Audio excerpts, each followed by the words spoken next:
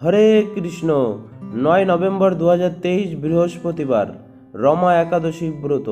কার্তিক মাসের কৃষ্ণপক্ষের একাদশী ব্রত, রমা একাদশী ব্রত পালন করতে হবে 9 নভেম্বর 2023 বৃহস্পতিবার। আজ আমরা রমা একাদশী ব্রত মাহাত্ম্য এবং তার পরের দিন পালনের সময় নিয়ে আলোচনা করব।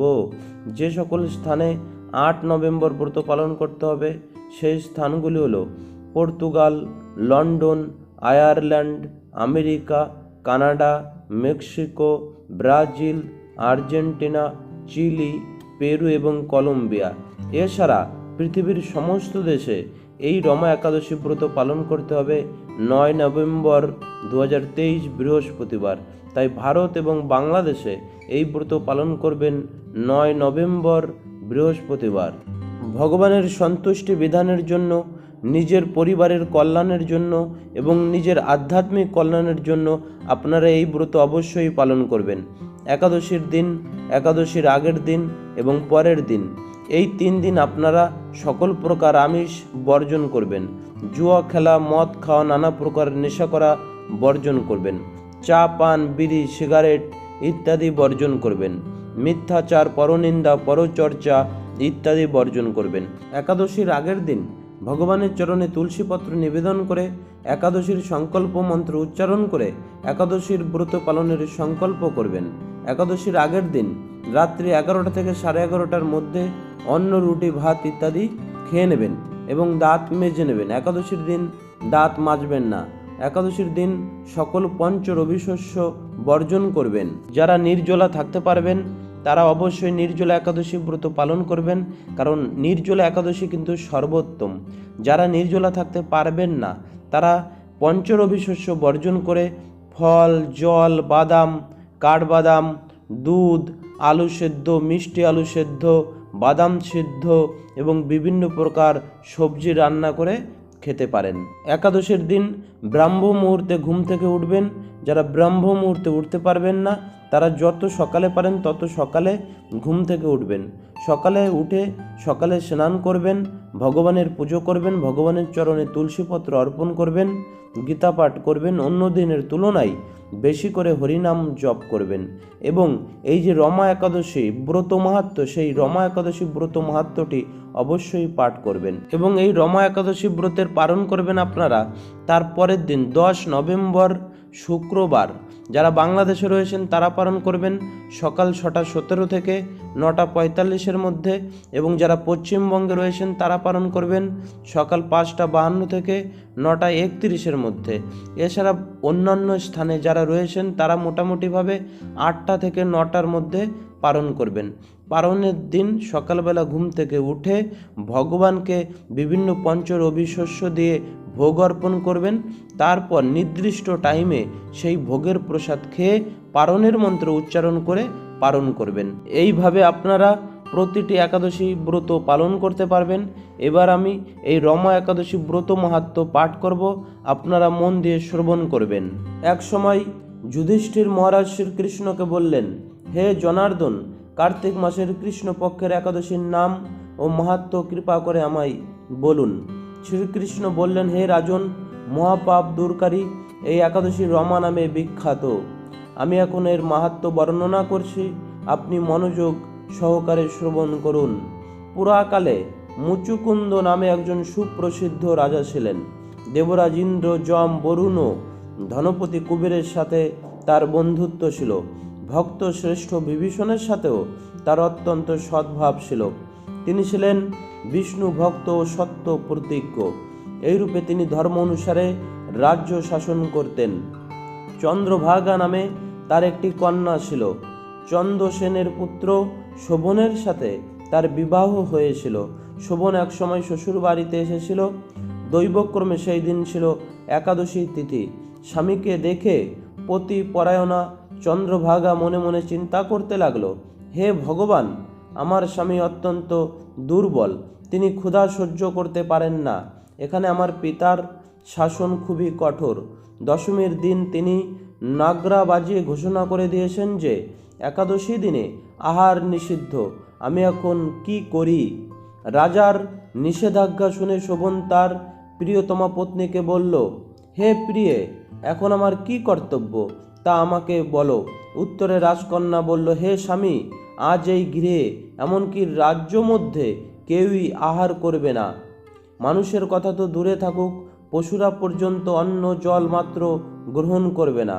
হে নাথ, যদি তুমি এ থেকে পরিত্রাণ চাও তবে নিজ গৃহে প্রত্যাবর্তন করো।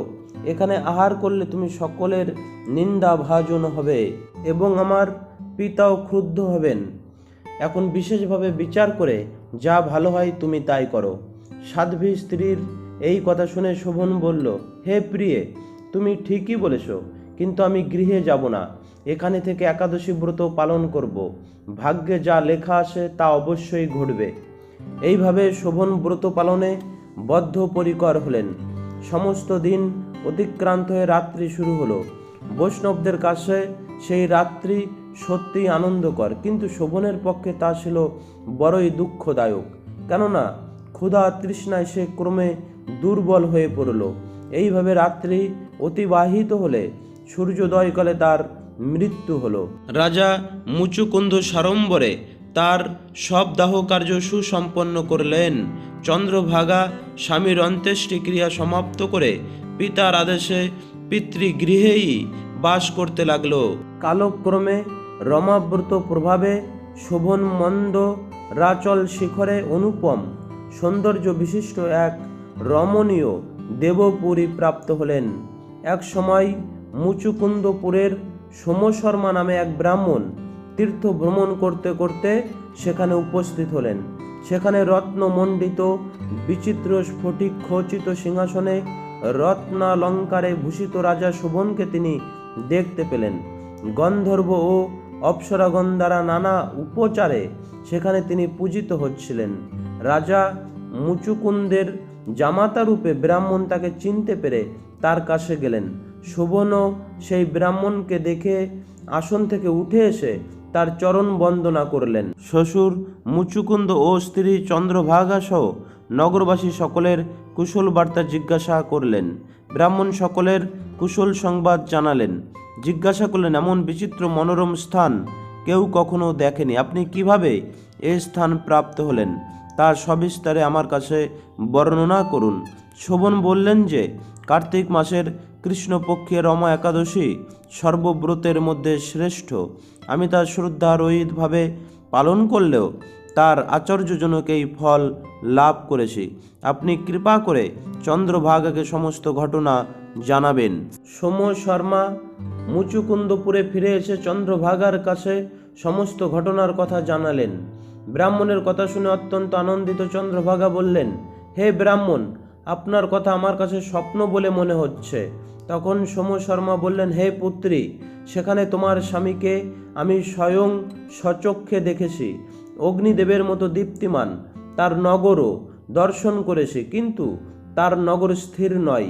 যা তাতে স্থির হয় সেই মতো কোনো উপায় করো। এসব কথা শুনে চন্দ্রভাগা বললেন, তাকে দেখতে আমার একান্ত ইচ্ছা হচ্ছে। আমাকে এখনই তার কাছে নিয়ে চলুন। আমি ব্রত পালনের পুণ্য প্রভাবে এই নগরকে স্থির করে দেব। তখন সোম শর্মা চন্দ্রভাগাকে নিয়ে মন্দার পর্বতে বামদেবের আশ্রমে উপনীত হলেন। সেখানে ঋষির কৃপায় ও হরিবাসর ব্রত পালনের ফলে চন্দ্রভাগা দিব্য শরীর ধারণ করল। দিব্য গতি লাভ করে নিজ স্বামীর নিকট উপস্থিত হলেন। প্রিয় পত্নীকে দেখে শোভন অতীব আনন্দিত হলেন। বহুদিন পর স্বামীর সঙ্গ লাভ করে চন্দ্রভাগা অকপটে নিজের পুণ্য কথা জানালেন। হে প্রিয়, আজ থেকে 8 বছর আগে আমি যখন পিতৃগৃহে ছিলাম তখন থেকেই এই রমা একাদশীর ব্রত নিষ্ঠা সহকারে পালন করতাম। ওই পুণ্য প্রভাবে এই নগর স্থির হবে এবং মহাপ্রলয় পর্যন্ত থাকবে।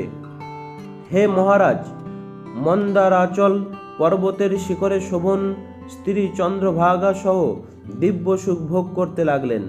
পাপনাশিনী ও ভুক্তি মুক্তি প্রদায়িনী রমা একাদশীর মাহাত্ম্য আপনার কাছে বর্ণনা করলাম।